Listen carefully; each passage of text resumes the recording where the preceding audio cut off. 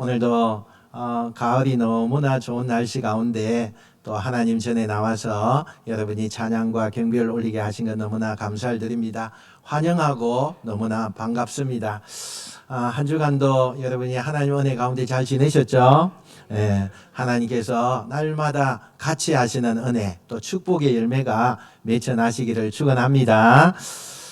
우리는 마태복음을 계속 강의하다가 오늘은 우리 새생명전도 축제에 말씀을 좀 해야 되겠다 그렇게 생각을 하고 작정하고 말씀을 준비했습니다. 특별히 오늘 제2차 우리 작정하는 시간이 있습니다. 여러분이 생각나는 사람 이 시간에 한번 생각 다 했을 때 저 사람은 교회 데리고 와야 되겠다 그 사람의 마음을 품고 오늘 이렇게 말씀을 좀 들으면 좋겠다 싶습니다. 우리는 새생명전도 축제를 위해서 전도해야 한다. 하나님의 말씀을 직접 간접적으로 지금까지 계속 듣고 있습니다. 표도 외치고요. 또 현수막도 붙어 있고 또 우리의 입술로도 외치고 있습니다. 그러나 말씀을 많이 들어도 내가 실천하지 않으면 그건 아무 소용이 없다는 것입니다. 1년 동안 내가 전도에 대해서 배웠다 할지라도 여전히 그 말씀을 내가 순종하지 않는다면 그 사람은 다시 배워야 하는 것입니다. 반대로 나는 복음을 전해야 되겠다. 내 마음에서부터 정말 귀한 열정의 불꽃이 피어나게 되고 그 열정의 불꽃을 통하여서 또 세상에 나가서 복음을 전하는 그런 사람이 있다면 말씀대로 순종하는 사람이다 라는 것을 우리가 알 수 있겠습니다. 그러나 대부분의 사람들은요, 교회가 새생명전도 축제가 하든 나와 무슨 상관이 있나, 나와는 전혀 관계가 없다 그러면서 관심을 가지지 않습니다. 다만 주일날이 되면 교회에 와서 그냥 말씀 듣고 가는 거 그것만 하는 사람들도 있습니다. 우리가 나의 생각과 삶 그리고 행동에 구체적으로 영향을 미치지 못한다면 아무리 좋은 말씀을 듣고 아무리 하나님의 지상 명령을 듣는다 할지라도 소용이 없다는 사실입니다. 이제 우리가요 새생명전도 축제가 2주 앞으로 이제 다가왔습니다. 2주 후에는 이 자리가 많은 믿지 않는 영혼들이 앉아 있어야 되는데 여러분 2주 후에 이 자리가 어떻게 앉아 있을지 상상이 되십니까? 정말 믿지 않는 사람들이 많이 와서 그리고 말씀을 듣고 그들이 마음속에서부터 예수님을 믿어야 되겠다 이런 마음을 가질 수 있다고 우리가 상상할 수 있겠습니까? 여러분 정말 왜 우리가 전도해야 되는가? 오늘 제목을 제가 목사님 왜 전도해야 됩니까? 이렇게 제목을 붙여봤어요. 여러분 왜 전도해야 되는지 좀 더 구체적으로 우리가 말씀을 나누려고 합니다. 이 시간 성령께서 여러분의 마음의 눈을 열어주시고 귀를 열어주셔서 하나님의 말씀의 충만함이 여러분의 마음과 귀에 여러분의 그 심령에 나타나시길 축원합니다. 하나님의 가장 큰 뜻이 무엇입니까? 우리 한번 생각해 보셨습니까? 이 땅에 살면서 우리가 하나님을 믿고 예수님을 믿는데 하나님의 가장 큰 뜻이 무엇인가 여러분 아십니까? 하나님의 뜻은 우리가 원칙적으로 하나밖에 없어요. 그것은 세상을 구원하는 것입니다. 세상을 구원하는 거예요. 하나님이 예수를 믿게 하고 그 예수 믿는 사람들 통해서 하나님의 뜻을 나타내시기를 원하는데 그 뜻이 하나밖에 없어요. 세상을 구원하려고 하는 것. 이것이 하나님의 유일한 뜻이요 궁극적인 목표인 것입니다. 한순간도 잊어서는 안 돼요. 이 말씀을 우리는 한순간도 잊지 말아야 돼요. 그러면 하나님께서 어떻게 세상을 구원하시려고 하느냐? 복음을 전함으로써 세상을 구원하시겠다 말씀하고 있는 것입니다. 여러분 복음을 전하려면 전하는 자가 있어야 될 거 아니에요.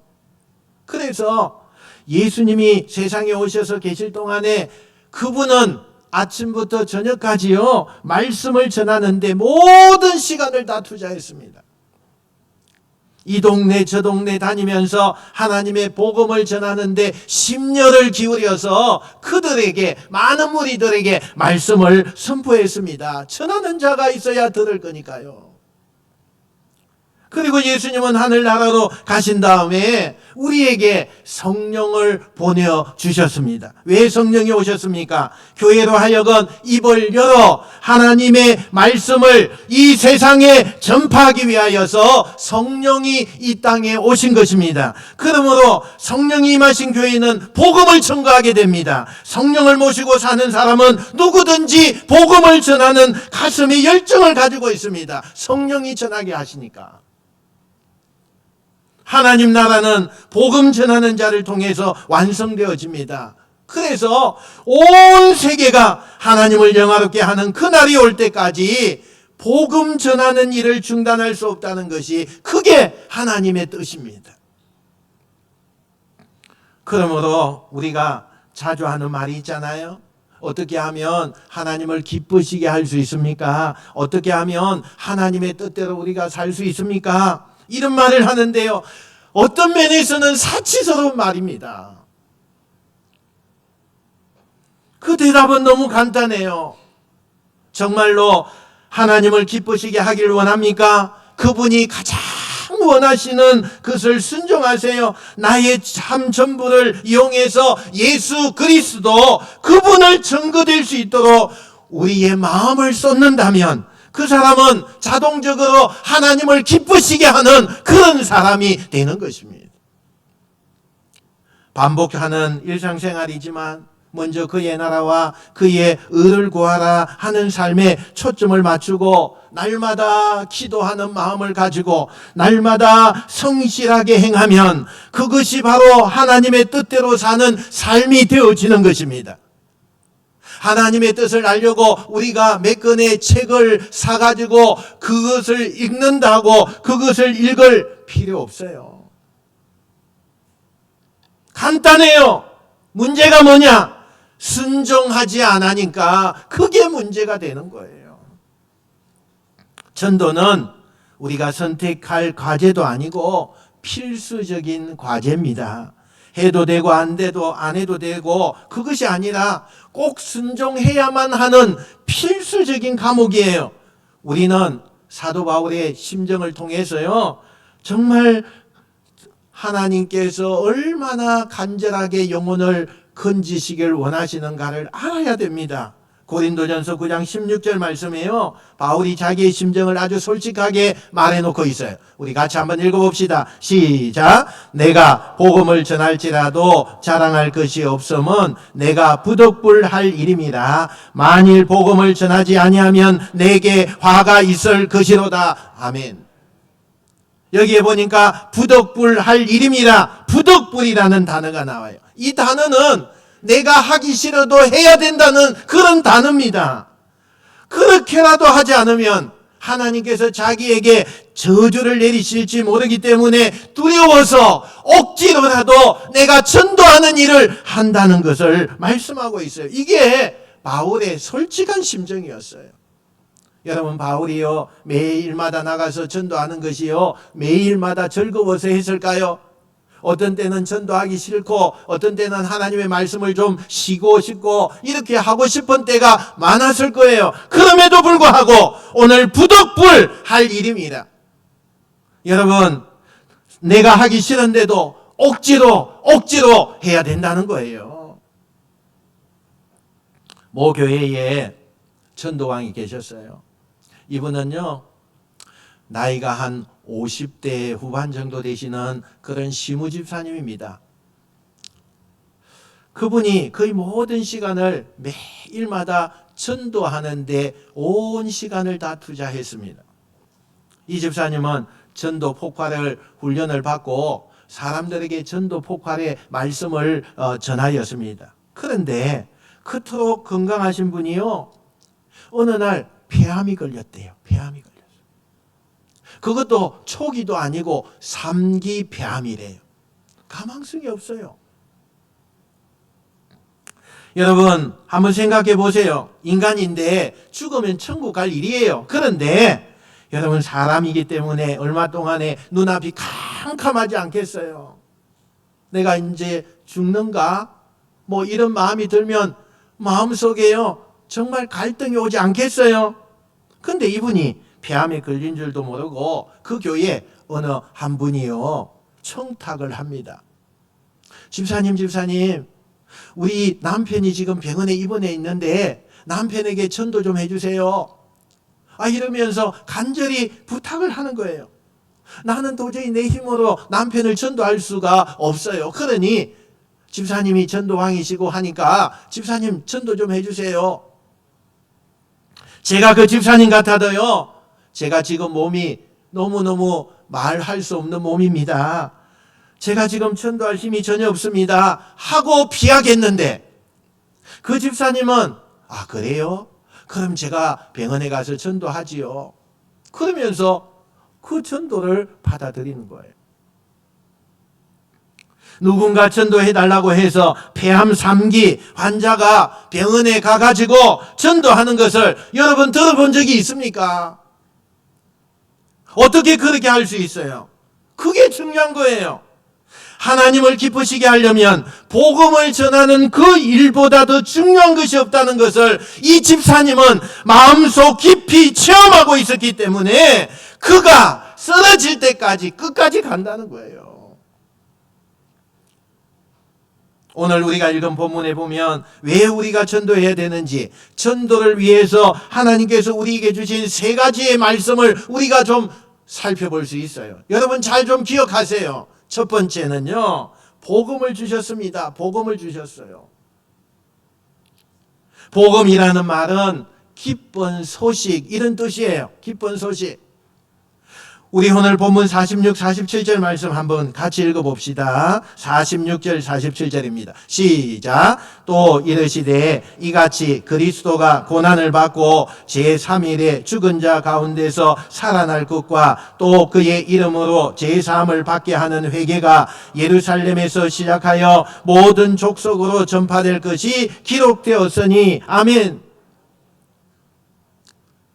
예수님이 우리를 위하여 이 말씀 보세요. 십자가에 죽으셨다. 복음입니까? 아닙니까? 복음이에요. 나 같은 죄인을 위해 십자가에 죽으셨다. 복음이에요? 아니에요? 대답 좀 해보세요. 복음이에요. 복음. 십자가에 죽으신 예수 그리스도가 사흘 만에 부활하셔서 죄와 사망을 이기시고 우리를 구원하셨다. 복음이에요? 아니에요? 복음이에요. 복음이에요. 여러분, 죽으시고 부활하신 예수 그리스도를 믿기만 하면 우리의 모든 죄가 완전히 용서받는 길이 열렸습니다. 복음입니까? 아닙니까? 복음이에요. 복음이죠. 기쁜 소식이죠. 하나님께서 우리에게 이 기쁜 소식을 주셨어요. 문제는 어디 있는지 아세요? 이것이 나에게 기쁜 소식이라고 내 마음에 안 느껴지는 게 문제예요.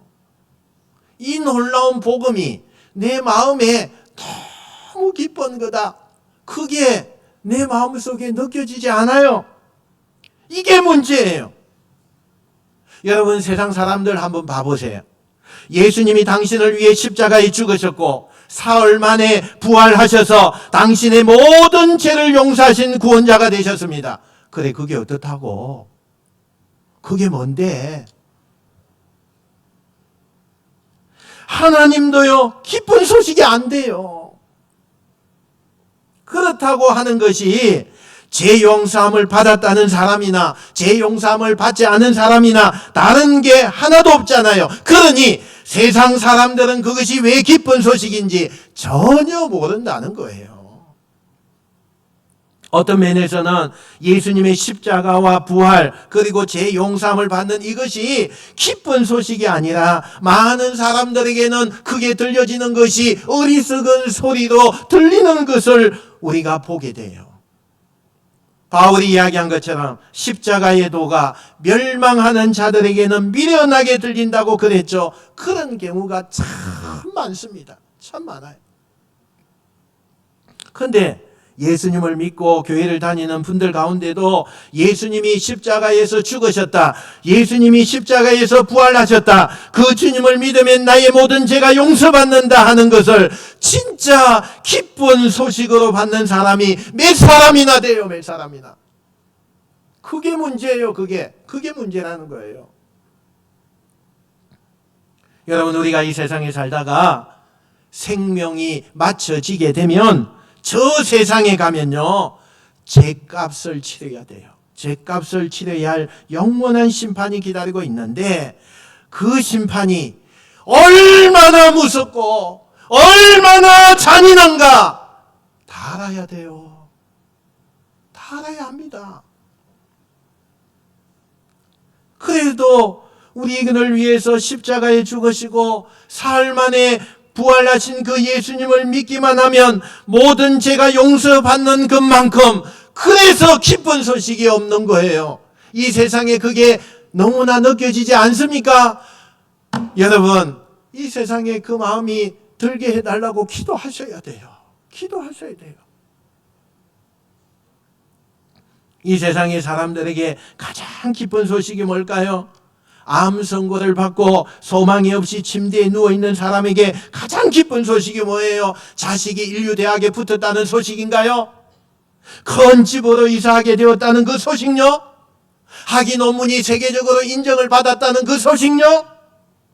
또 주식에 투자한 것이 갑자기 뛰어서 그 금을 손에 쥐었다는 그 소식요? 우리가 이제 조금 있으면 하나님 앞에 서야 돼요. 누구도 피할 수 없어요. 누구도 죽음을 피할 수 없듯이 죽으면 반드시 하나님 앞에 서야 돼요. 의인으로 서느냐 죄인으로 서느냐, 거기에 기도에 서 있는 거예요. 이 사람에게 가장 기쁜 소식이 뭐냐는 거예요. 자기 죄를 회개받고 하나님 앞에 의인으로서 설 수 있는 길이 있다는 그 소식만큼 기쁜 소식이 어디에 있어요? 기쁜 소식이 어디에 있어요? 그러므로 우리 모두에게 이 기쁜 소식을 주셨습니다. 왜 주셨습니까? 나도 구원받고 또 다른 사람을 구원하도록 우리에게 복음을 주셨어요. 이 복음을 수건에 싸서 땅속에 묻어두지 마시기 바랍니다. 그렇게 어리석게 하지 마세요. 그러면 안 돼요. 여러분 주변에 아직도 믿지 않는 형제자매 많이 있잖아요. 아직도 입 열지 않고 복음 전하는 것이 부끄러워가지고 매일매일 미루기만 하고 있는 분들, 오늘 여러분의 마음을 고치시길 바랍니다. 이것만큼 기쁜 소식이 없어요. 이 기쁜 소식을 여러분 전하시는 여러분 되시길 축원합니다. 두 번째는요, 우리에게 전도하라고 소명을 주셨습니다. 소명을 주셨어요. 소명이라는 것은 하나님께서 어떤 일을 시키기 위해서 부르시는 것을 소명이다, 이렇게 이야기해요. 48절 한번 봅시다. 48절 우리 두 번 읽겠습니다. 48절 시작. 너희는 이 모든 일의 정인이라. 너희는 이 모든 일의 정인이라. 하나님이 우리를 부르셨어요. 정인되라고 부르셨어요. 정인이라는 것은 예수 그리스도의 복음을 전하는 사람을 일컬어서 하는 말입니다. 정인은 보고 들은 대로 말하는 사람이에요. 그 사람을 말하는 거예요.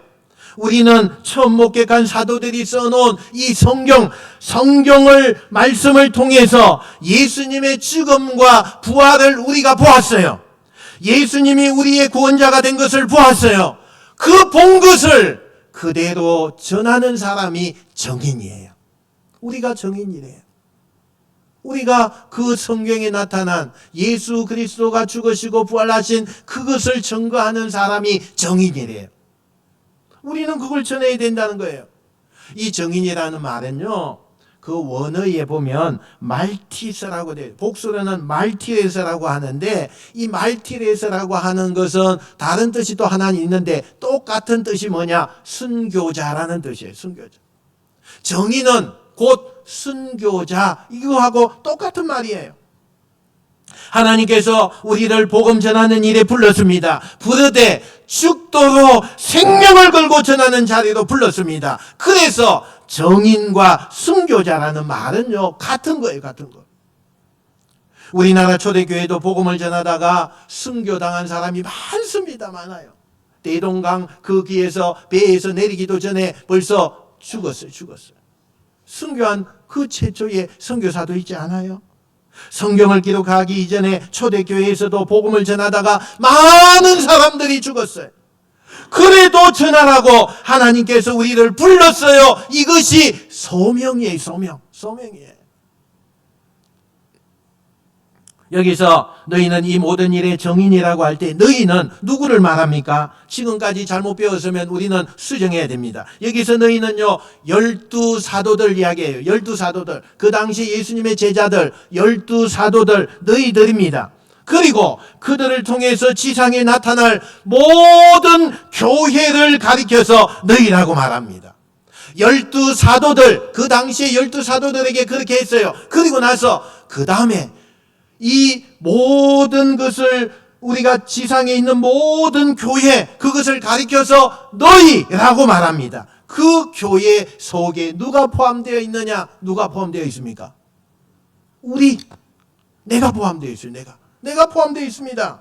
그러므로 내가 복음을 전하는 증인으로 부름받는 거예요. 이게 소명이에요. 소명이에요. 여러분, 신자가 된다는 것은 무엇입니까? 하나님께서 우리에게 시키신 일을, 그 일이 무엇인가를 발견하는 소명의식을 갖는 것, 그것을 말합니다. 또 정상적으로 건전한 신앙생활을 한다는 것은 무엇입니까? 하나님이 나에게 주신 그 소명에 대해서 내가 어떻게 반응하고 사느냐, 그거예요. 그거. 내가 이 일을 제대로 하면서 살고 있는가? 바로 살고 있으면 건전한 신앙생활을 하는 거예요. 그러나 그 말씀대로 순종하지 못하면 그건 잘못된 신앙생활이에요. 잘못된 신앙생활이에요.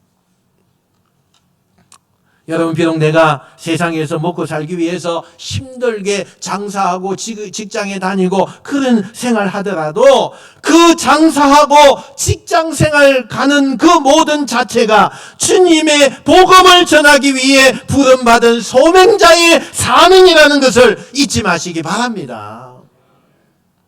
우리에게 무의미한 것도 없어요. 사소한 것도 없어요. 우리에게 뭐 없을 것도 없습니다. 모든 것이 거룩한 제사요 향기로운 제물입니다. 예수 믿는 사람은 소명자이기 때문에 자기가 하는 모든 직업이 다 거룩하지 않습니까? 평범하게 날마다 반복되는 가정생활도 거룩하지 않습니까?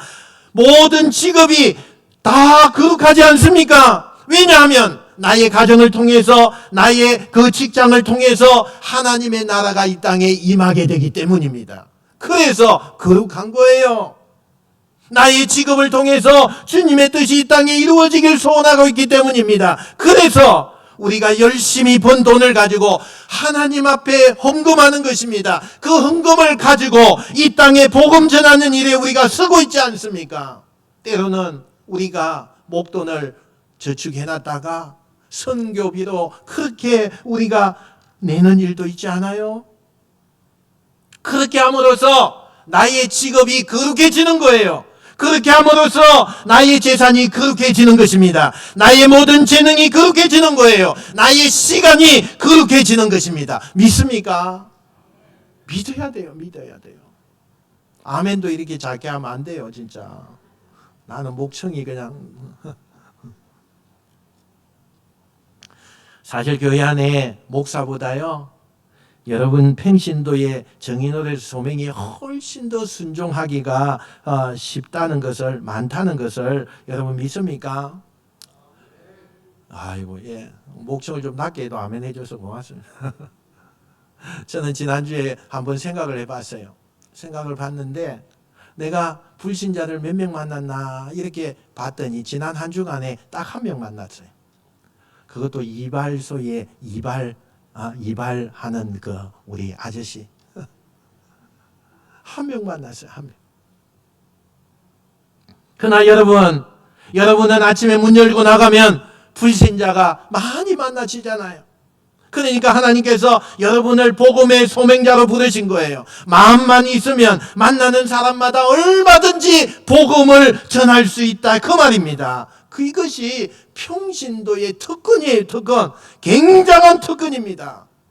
그래서 하나님 나라에 가면요, 목사보다 여러분들이 훨씬 더 큰 상급과 칭찬을 받게 될 거예요. 여러분의 그 고유한 위치와 여러분의 아름다운 소명을 절대로 가소평가하지 마시기 바랍니다. 여러분은 소명자입니다. 너희는 내 정인이라, 이 말씀을 꼭 마음에 담으시는 여러분 되시길 축원합니다. 마지막 세 번째는요, 하나님께서 성령의 능력을 우리에게 주셨어요. 성령의 능력을 주셨어요. 49절 한번 봅시다. 49절요. 시작. 볼지어다 내가 내 아버지께서 약속하신 것을 너희에게 보내리니 너희는 위로부터 능력으로 입혀질 때까지 이 성에 머물라 하시니라. 아멘. 요 보세요. 오늘 성경 본문에 아버지께서 약속하신 것, 이게 뭡니까? 아버지께서 약속하신 거, 이거 뭐예요? 성령입니다. 성령. 성령이 임함으로 우리는 능력을 받게 됩니다. 하나님께서 이 성령을 교회에 주셨어요. 여러분, 우리가 사도행전 2장에 보면 놀라운 일들을 발견하게 됩니다. 성령이 기도하는 120명의 제자들에게 임하게 되자 그들이 금방 달라져요. 금방 달라졌어요. 그래서 자기가 보고 들은 예수 그리스도를 전가하지 않으면 견딜 수가 없어서 큰 소리로 복음을 전하니까 온 예루살렘이 소동을 일으켰대요. 소동을 일으켰대요. 그들을 보려고 달려나온 사람들이 어마어마하게 많았대요. 그들은 옥노를 수가 없었어요. 그래서 예수님께서 십자가에 죽으셨지만 예수 부활하셨다고 베드로가 외쳤습니다. 이 예수가 인류를 구원하는 구원자라고 외쳤어요. 성령이 이 말하게 하시니까 입을 다물 수가 없었어요. 그래서 막 외쳤더니 사람들이 더 몰려왔어요. 더 몰려왔어요. 베드로가 일어나 설교했습니다. 너희들이 죽인 예수 그리스도가 하나님께서 살리셨다. 그리고 예수를 믿어라. 그리하면 너희 죄가 용서받을 것이다. 외쳤어요. 외쳤어요. 사실 그 앞에 있던 사람들은 대부분 예수님을 죽이고자 하고 소리쳤던 폭도들입니다. 그러나 베드로의 말을 듣자마자 가슴이 너무 가책을 받기 시작하는 거예요. 형제여, 우리가 어찌할꼬? 가슴을 치면서 회개하기 시작했습니다. 그 회개가 얼마나 컸던지 남자만 3,000명, 여자까지 합치면 6,000명 이상 되는 사람들이, 이 엄청난 사람들이 순식간에 예수 믿고 들어오는 역사가 일어났어요. 여러분, 오늘날 그런 일이 일어나지 않을까요? 일어나요. 일어나요. 여러분의 복음 전파를 위해서 일어나요. 누구의 능력이에요? 이게 성령의 능력입니다. 성령의 능력이에요. 성령의 능력을 받은 제자들 앞에 예루살렘이 삽시간에 함락되었습니다. 성령 충만한 집사 그 빌립 앞에 사마리아가 굴복되어졌어요. 성령 충만한 성도들이 핍박을 받아 사방으로 흩어지면서 복음을 전하게 되자 안디옥에 예수 믿는 도성이 되어지고 말았어요. 온 유다 전역에 하나님을 믿는 백성들이 일어났습니다. 성령의 능력으로 예수 믿는 사람들이 돌아오는 수가 점점 더 많아졌다고 했어요. 어떻게 이렇게 되었습니까? 성령의 능력으로요. 성령의 능력으로. 이 시간 하나님께서 우리에게 정말 전도하라고 세 가지의 말씀을 주셨어요. 여러분 전도자이기 때문에 이 말씀을 마음속에 담으셔야 돼요. 이 말씀을 담고 세상을 향해서 나가서 복음을 전하는 자가 되어야 돼요. 여러분 한 사람도 이걸 거역하면 안 돼요. 이건 필수예요. 선택을 하는 게 아니에요. 필수예요. 당연히 해야 되는 거예요. 첫째 뭐예요? 복음, 기쁜 소식을 전하는 거예요. 두 번째 뭐예요? 나는 소명자다. 여러분 나는 정인이에요. 정인. 내가 보고 들은 것을 전하는 거예요. 전하는 거. 세 번째는 뭡니까? 성령의 능력입니다. 그러므로 우리가 성령 달라고 기도하지 마세요. 성령은 이미 교회 안에 와 계십니다. 성령은 우리의 마음에 계십니다. 그러므로 성령께 기도하시기 바랍니다.